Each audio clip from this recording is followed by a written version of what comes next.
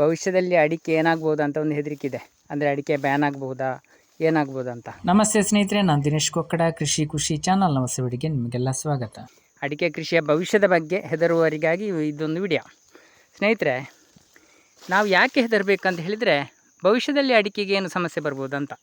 ಅಂದರೆ ಅಡಿಕೆಯ ಮುಖ್ಯ ಉತ್ಪನ್ನ ಎಲ್ಲ ಅಷ್ಟೊಂದು ಆರೋಗ್ಯಕ್ಕೆ ಪೂರಕವಾದಂತಹ ವಿಷಯಕ್ಕೆ ಹೋಗ್ತಾ ಇಲ್ಲ. ಅಂದರೆ ಗುಡ್ಕ ಮತ್ತು ಪಾನ್ ಮಸಾಲಕ್ಕೆ, ಅದಕ್ಕೆ ತಂಬಾಕನ್ನು ಮಿಶ್ರಣ ಮಾಡೋದ್ರಿಂದ ಎಲ್ರಿಗೂ ಆರೋಗ್ಯಕ್ಕೆ ಸಮಸ್ಯೆ ಇದೆ ಅಂತ ಎಲ್ರಿಗೂ ಗೊತ್ತೇ ಇರುವಂಥ ವಿಷಯ. ನಾವು ಹೆದರಬೇಕಾಗಿಲ್ಲ. ಯಾಕಂತ ಹೇಳಿದರೆ, ನಾವು ಕೇವಲ ಅಡಿಕೆ ಕೃಷಿಯನ್ನು ಮಾತ್ರ ಮಾಡಬೇಕಾಗಿಲ್ಲ. ನಮ್ಮ ಜಮೀನಿನಲ್ಲಿ ಯಾಕೆ ಮಾಡಬೇಕು? ಬೇಕಾದಷ್ಟು ಜಾಗ ಇದೆಯಲ್ಲ. ನಾವು ಅಡಿಕೆ ಕೃಷಿಯನ್ನು 9 ಅಡಿ 9 ಅಡಿಗೆ ಹಾಕೋದಲ್ವಾ. ಮಧ್ಯದಲ್ಲಿ ಎಷ್ಟು ಜಾಗ ಇದೆ. ಅಷ್ಟೇ ಅಲ್ಲದೆ ನಮಗೆ ಅಡಿಕೆ ಕೃಷಿಯಲ್ಲಿ ಒಂದು ದೊಡ್ಡ ಲಾಭ ಏನಂತ ಹೇಳಿದರೆ, ಅಡಿಕೆ ಮರ ಜಾಸ್ತಿ ದಪ್ಪನೇ ಬೆಳೆಯೋದಿಲ್ಲ. ಸಪೂರಲ್ವ ಅಡಿಕೆ ಮರ, ನಮ್ಮ ತೆಂಗಿನ ಮರದ ಹಾಗೆ ದಪ್ಪ ಬೆಳೀತದ. ಹಾಗಾಗಿ ಬೇಕಾದಷ್ಟು ಖಾಲಿ ಜಾಗ ಇರ್ತದೆ ನೋಡಿ. ಬೇರೆ ಬೇರೆ ಗಿಡಗಳನ್ನು ಹಾಕುವ. ಯಾವುದನ್ನು? ನೆರಳಿನಲ್ಲಿ ಬೆಳೆಯುವಂಥ ಗಿಡ ಹಾಕಬೇಕು ಸ್ನೇಹಿತರೆ.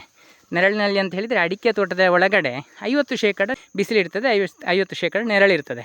ಇಂತಹ ಕೃಷಿಗಳನ್ನು ನೋಡಿ ನಾವು ಅಡಿಕೆ ತೋಟದ ಮಧ್ಯಕ್ಕೆ ಹಾಕ್ತಾ ಬರಬೇಕು.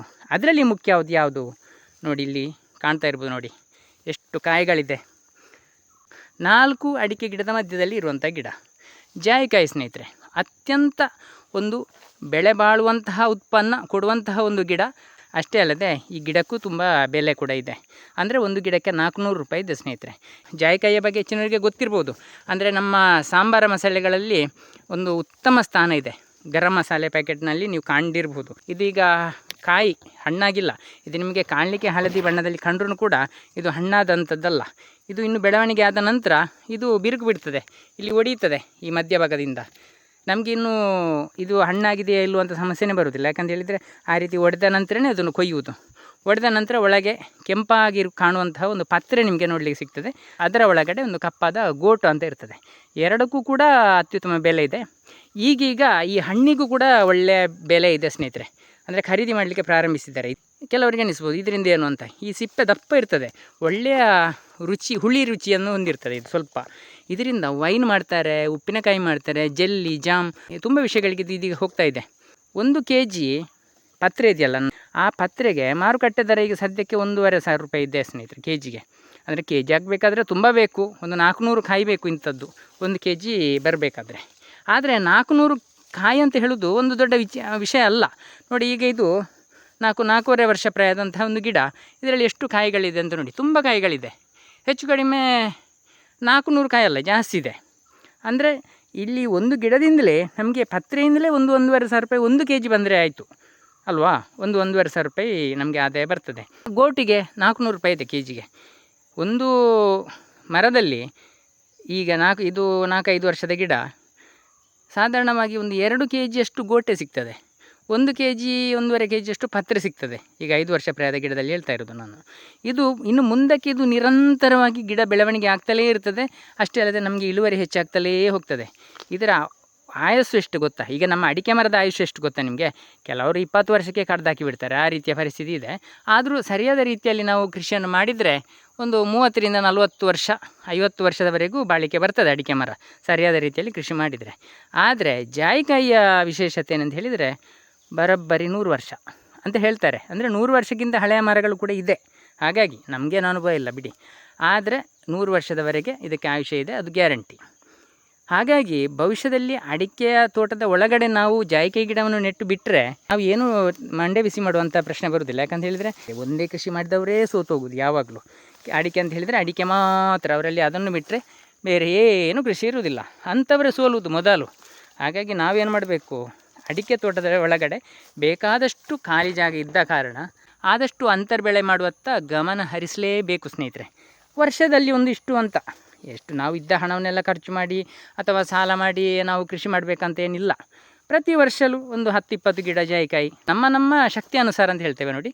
ನಮ್ಮಲ್ಲಿರುವಂಥ ಹಣದ ಇಷ್ಟು ಭಾಗದಲ್ಲಿ ಒಂದಿಷ್ಟು ಗಿಡ ಅಂತ ನಾಟಿ ಮಾಡ್ತಾ ಬಂದರೆ ನಮ್ಮ ತೋಟದಲ್ಲಿ 10 ವರ್ಷ ಆದಾಗ ನಮ್ಮ ತೋಟ ಭರ್ತಿ ಆಗ್ತದೆ. ಯಾವುದರಿಂದ? ಎಲ್ಲ ಗಿಡಗಳಿಂದಲೂ. ಅದು ಜಾಯಿಕಾಯಿ ಹಾಕಬೇಕಂತ ಹೇಳ್ತಾನೂ ಇಲ್ಲ ನಾನು.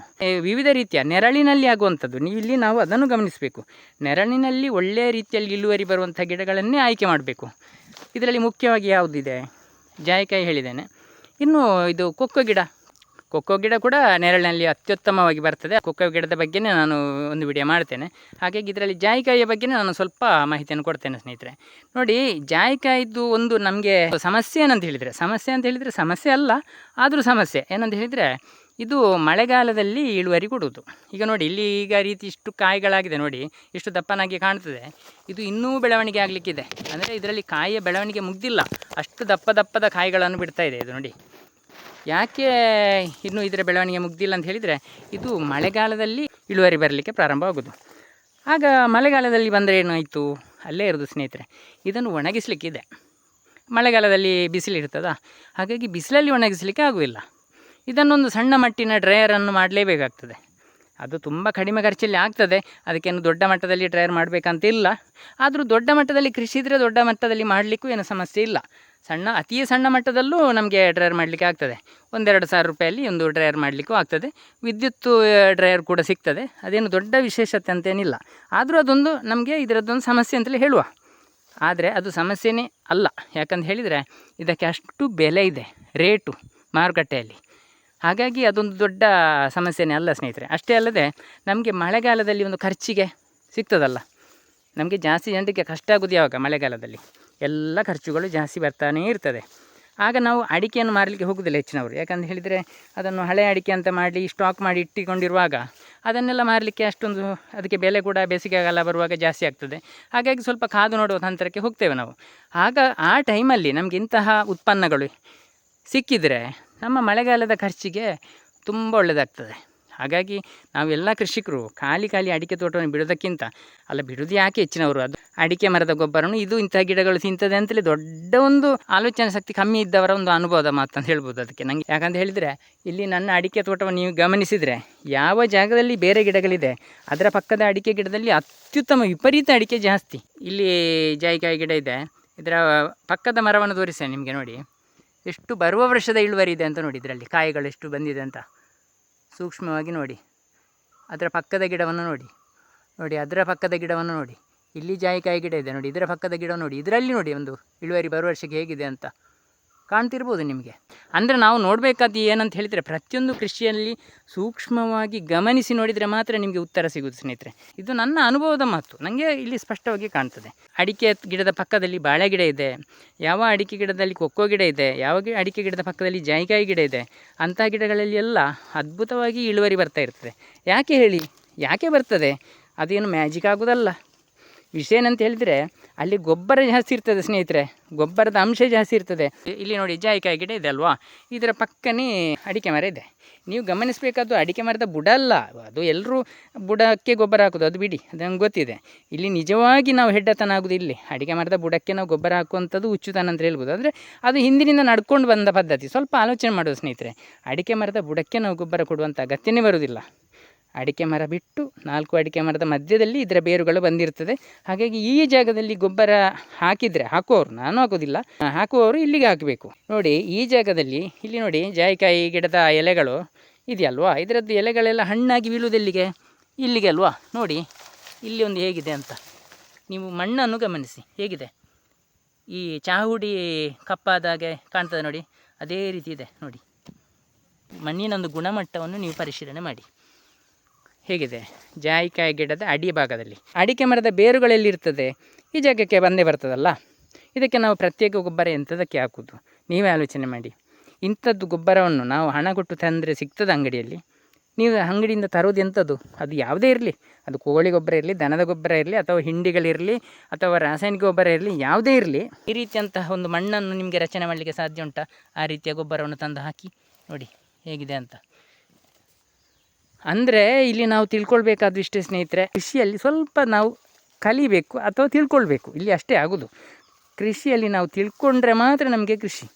ಮತ್ತು ಯಾರ್ಯಾರೋ ಮಾತನ್ನೋ ಕೇಳಿ ನಾವೇ ತಿಳ್ಕೊಳ್ಬೇಕಾದ್ದು, ಅದು ಮುಖ್ಯ. ಮತ್ತು ಅವರಲ್ಲಿ ಇವರಲ್ಲಿ ಕೇಳ್ತಲೇ ನೀವು ಕೃಷಿ ಮಾಡಿದರೆ ನಿಮ್ಮಿಂದ ಕೃಷಿ ಯಶಸ್ಸನ್ನು ಮಾಡಲಿಕ್ಕೆ ಆಗೋದಿಲ್ಲ. ಈಗ ಅಡಿಕೆಯಲ್ಲಿ ರೇಟ್ ಇದೆ, ಅಡಿಕೆಗೆ ಒಳ್ಳೆಯ ರೇಟ್ ಇದ್ದ ಕಾರಣ ಅಡಿಕೆ ಎಷ್ಟು ಕ್ವಿಂಟಲ್ ಆಗ್ತದೆ, ನನಗೆ ಎಷ್ಟು ಲಾಭ ಬರ್ತದೆ ಅಂತ ಹೇಳ್ಬೋದು. ಆದರೆ ನಾವು ಆಲೋಚನೆ ಮಾಡಬೇಕಾದ್ದು ಅದಲ್ಲ ಸ್ನೇಹಿತರೆ. ನಮಗೆ ಖುಷಿಯೂ ಬೇಕು, ಕೃಷಿಯಲ್ಲಿ ಖುಷಿ ಬೇಕು, ಅದು ಮುಖ್ಯ. ನಮಗೆ ಅಡಿಕೆಗೆ ರೋಗ ಬಂದರೆ ಟೆನ್ಷನ್ ಮಾಡಬಾರ್ದು. ಯಾಕಂತ ಹೇಳಿದರೆ ಅಡಿಕೆಗೆ ಯಾಕೆ ರೋಗ ಬಂದಿದೆ ಅಂತ ನಮಗೆ ಗೊತ್ತಿರಬೇಕು. ಇನ್ನೊಬ್ಬರಲ್ಲಿ ಪ್ರತಿಯೊಂದನ್ನು ಕೇಳ್ತಾ ಹೋದರೆ ನಮ್ಮದು ಏನಿರ್ತದೆ, ನನಗೆ ಅದೇ ಆಯ್ತಲ್ಲ. ಮಂಡೆ ಬಿಸಿ ಬಿಟ್ಟು ಬೇರೆ ಏನು ಸಿಗೋದಿಲ್ಲಲ್ಲ. ನಾವು ಆದಷ್ಟು ಸ್ವಲ್ಪ ಕೃಷಿಯ ಬಗ್ಗೆ ನಾವೇ ಸೂಕ್ಷ್ಮವಾಗಿ ಆಲೋಚನೆ ಮಾಡಬೇಕು. ಒಂದು ನೋಡಿ, ಇದರ ಪಕ್ಕದಲ್ಲಿ ಅಡಿಕೆ ಗಿಡ ಇದೆಯಲ್ವ, ಇದರ ಪಕ್ಕದಲ್ಲಿ ನೋಡಿ ಎಷ್ಟು ಹತ್ತಿರದಲ್ಲಿ ಅಡಿಕೆ ಗಿಡ ಇದೆ ಅಂತ ನೋಡಿ. ಆದರೆ ನೀವು ಗಮನಿಸಿ ನೋಡಿ ಹೇಗಿದೆ, ಕಾಣ್ತಾ ನಿಮಗೆ? ಅದರ ಪಕ್ಕದ ಗಿಡ ನೋಡಿ ಹೇಗಿದೆ ನೋಡಿ. ಇದರ ಬದಿಯಲ್ಲೇ ಜಾಯಿಕಾಯಿ ಗಿಡ ಇದೆ. ಏನೂ ಸಮಸ್ಯೆ ಆಗೋದಿಲ್ಲ ಅಡಿಕೆಗೆ. ಅತ್ಯಂತ ಇಳುವರಿ ಜಾಸ್ತಿ ಬರ್ತದೆ. ಸಮಸ್ಯೆ ಆಗೋದು ಬಿಡಿ, ಇಳುವರಿ ಜಾಸ್ತಿ ಬರ್ತದೆ. ಸ್ನೇಹಿತರೆ, ಇಷ್ಟು ಸ್ಪಷ್ಟವಾಗಿ ನಾನು ತೋರಿಸಿ ಹೇಳ್ತಾ ಇದ್ದೇನೆ. ಹಾಗಾಗಿ ಇದರಲ್ಲಿ ಯಾವುದೇ ರೀತಿಯ ನಾವು ಖರ್ಚು ವೆಚ್ಚ ಮಾಡಬೇಕಾದಂಥ ಅಗತ್ಯನೇ ಬರೋದಿಲ್ಲ. ಗೊಬ್ಬರಕ್ಕೆ ನಾವು ಉಪಯೋಗಿಸುವಂಥ ಹಣವನ್ನು ವರ್ಷಕ್ಕೆ ಇಷ್ಟು ಅಂತ ಒಂದು ಗಿಡ ತಂದು ನೆಟ್ಟರೆ ನಮ್ಮ ತೋಟದಲ್ಲಿ ಗೊಬ್ಬರದ ಫ್ಯಾಕ್ಟ್ರಿಯೇ ರೆಡಿ ಆಗ್ತದೆ. ಈಗ ನನ್ನ ತೋಟದ ಗೊಬ್ಬರದ ಫ್ಯಾಕ್ಟ್ರಿಗಳು ಯಾವುದು ನೀವೇ ಇಲ್ಲಿಗೆ ನೋಡಿ, ಯಾವುದು ಈ ಜಾಯಿಕಾಯಿ ಗಿಡ ಅಥವಾ ಈ ಅಡಿಕೆಯ ಸೋಗೆ. ಇಲ್ಲಿ ಒಂದು ನೋಡಿ ಎಷ್ಟೊಂದು ಸಹಬಾಳ್ವೆ ಅಂತ ಹೇಳಿದರೆ, ಅಡಿಕೆಯ ಸೋಗೆ ನೋಡಿ ಇಲ್ಲಿ ಬಿದ್ದಿದೆ. ಇದರ ಗೊಬ್ಬರ ಜಾಯಿಕಾಯಿ ಗಿಡಕ್ಕೆ ಸಿಗ್ತದೆ, ಅದರ ಎಲೆಗಳು ಬಿದ್ದಾದಂತಹ ಗೊಬ್ಬರ ಅಡಿಕೆಗೆ ಸಿಗ್ತದೆ. ಅಂದರೆ ಒಂದಕ್ಕೆ ಒಂದು ಅವಲಂಬಿತವಾಗಿ ಒಳ್ಳೆಯ ಫ್ರೆಂಡ್ಗಳಾಗಿ, ಸ್ನೇಹಿತರಾಗಿ ಅದು ಬೆಳೀತಾ ಇರ್ತದೆ.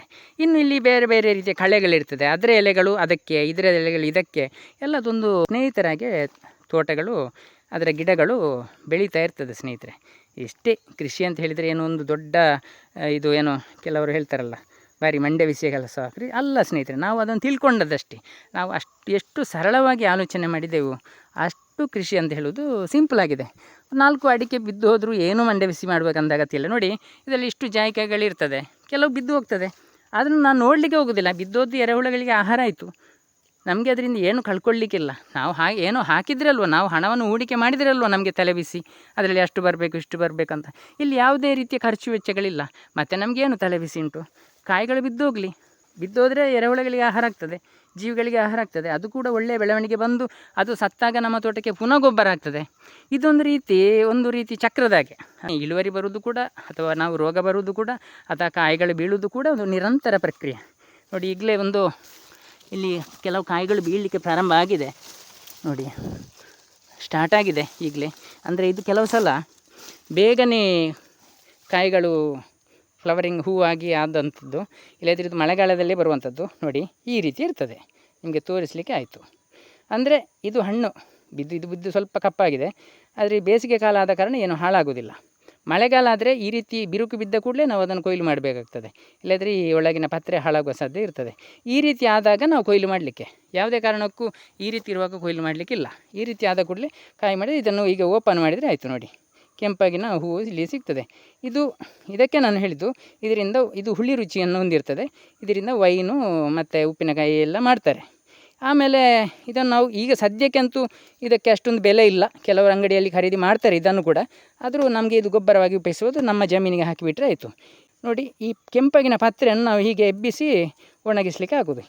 ಹಸಿ ಇರುವಾಗಲೇ ಇದರ ಕಾಯಿಗಳನ್ನು ಹೀಗೆ ಬಿಡಿಸುವುದು. ನೋಡಿ ಹೀಗೆ ಬಿಡಿಸಿ ಆದ ನಂತರ ಇದನ್ನು ಸಪರೇಟಾಗಿ ಒಣಗಿಸುವುದು, ಇದನ್ನು ಸಪರೇಟಾಗಿ ಒಣಗಿಸುವುದು. 2 ಉತ್ಪನ್ನ ನಮಗೆ ಮುಖ್ಯವಾಗಿ ಸಿಗುವಂಥದ್ದು. ಇದು ಪತ್ರೆ, ಇದು ಗೋಟು, 2 ಕೂಡ ಅತ್ಯಂತ ಪರಿಮಳ. ಇದನ್ನೆಲ್ಲ ನಮ್ಮ ಸಣ್ಣ ಪುಟ್ಟ ಹೋಟೆಲ್ನಲ್ಲಿ ಎಲ್ಲ ಬಳಸುವುದಿಲ್ಲ ಸ್ನೇಹಿತರೆ. ಅಂದರೆ ಅಷ್ಟು ದರ ಇದೆಯಲ್ಲ, ಇದನ್ನೆಲ್ಲ ದೊಡ್ಡ ದೊಡ್ಡ ಹೋಟೆಲ್ನವರೇ ಬಳಸೋದು, ಈ 5 ಸ್ಟಾರ್ ಹೋಟೆಲ್ನವರೆಲ್ಲ ಬಳಸೋದು. ಇದನ್ನು ಸ್ವಲ್ಪ ಸಣ್ಣ ಮಟ್ಟಿನವರು ಮನೆಯಲ್ಲಿ ಹೀಗೆಲ್ಲ ಇದನ್ನು ಬಳಸ್ತೇವೆ. ಯಾಕಂತ ಹೇಳಿದರೆ 2ರಲ್ಲಿ ಇರುವಂಥದ್ದು ಪರಿಮಳ ಒಂದೇ ಆದ್ರೂ ಕೂಡ ಇದು ತುಂಬ ದುಬಾರಿ ಆಗ್ತದೆ. ಯಾಕೆಂದರೆ ಕೆಜಿಗೆ 1-1.5 ಇಲ್ವೋ, ಹಾಗಾಗಿ ಇದು ದುಬಾರಿ ಆಗ್ತದೆ. ಹಾಗಾಗಿ ಸ್ವಲ್ಪ ದೊಡ್ಡ ಮಟ್ಟದ ಹೋಟೆಲ್ನಲ್ಲಿ ಇದು ಕಾಣಲಿಕ್ಕೆ ಸಿಗ್ತದೆ, ಉಪಯೋಗಿಸ್ತಾರೆ. ಇದನ್ನು ಮಾಮೂಲಾಗಿ ನಾವು ಮನೆಯಲ್ಲಿ ಮತ್ತು ಸಣ್ಣ ಪುಟ್ಟ ಹೋಟೆಲ್ನವರು ಇದನ್ನು ಉಪಯೋಗಿಸ್ತಾರೆ. ಹಾಗಾಗಿ ಇದಕ್ಕೆ ಯಾವಾಗಲೂ ರೇಟು ಹೋಗ್ತದೆ ಬೀಳ್ತದೆ ಅಂತ ಹೇಳುವ ಪ್ರಶ್ನೆಯೇ ಬರುವುದಿಲ್ಲ. ಯಾಕಂತ ಹೇಳಿದರೆ ನಾವು ಮನುಷ್ಯರು ನಮ್ಮ ಆಹಾರಕ್ಕಾಗಿ ಉಪಯೋಗಿಸುವಂತಹ ಉತ್ಪನ್ನ ಇದು. ಹಾಗಾಗಿ ನೀವು ಧಾರಾಳವಾಗಿ ಅಡಿಕೆ ತೋಟದ ಒಳಗಡೆ ಜಾಯಿಕಾಯಿ ಗಿಡವನ್ನು ನೆಟ್ಟು ಒಂದು ಉಪ ಉತ್ಪನ್ನವಾಗಿ ನಾವು ನಮ್ಮ ಖರ್ಚಿಗೆ ಬೇಕಾದ ಹಣವನ್ನು ಮಾಡಿಕೊಳ್ಬೋದು ಸ್ನೇಹಿತರೆ. ಇಷ್ಟೇ ಕೃಷಿ ಅಂತ ಹೇಳಿದರೆ. ಸ್ನೇಹಿತರೆ, ಈ ಕೃಷಿ ಮಾಹಿತಿ ನಿಮಗೆಲ್ಲ ಇಷ್ಟವಾಗಿದೆ ಅಂತ ಅಂದ್ಕೊಂಡಿದ್ದೇನೆ. ಇಷ್ಟವಾಗಿದ್ದರೆ ಸಬ್ಸ್ಕ್ರೈಬ್ ಮಾಡದೆ ನೋಡ್ತಿದ್ದರೆ ದಯವಿಟ್ಟು ಸಬ್ಸ್ಕ್ರೈಬ್ ಮಾಡಿ, ಹಾಗೆಯೇ ಬೇರೆಯವ್ರಿಗೂ ಶೇರ್ ಮಾಡಿ, ಒಂದು ಲೈಕ್ ಕೊಡಿ ಸ್ನೇಹಿತರೆ. ಮುಂದಿನ ವಿಡಿಯೋದೊಂದಿಗೆ ಮತ್ತೆ ಸಿಗೋಣ. ಧನ್ಯವಾದಗಳು.